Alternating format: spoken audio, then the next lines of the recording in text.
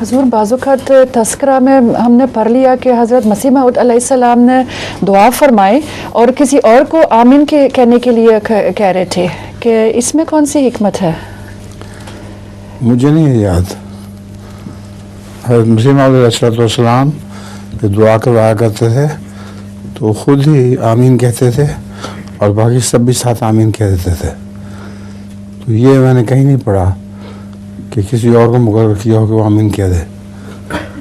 वो एक वाक़या था जिसमें वो खुद अपने लिए या खुद ही दुआ कर रहे थे और किसी को, मुझे अब नाम नहीं याद है, किसी को कह रहे थे कि आप आमीन कह दें। कहाँ पढ़ा है इन्होंने? ये जर्मन ट्रांसलेशन में तज़किरा के। तो चेक करके मुझे दिखाएं। ठीक है, मैं चेक करूँगा इसको और आवाज़ से। ठीक है जी।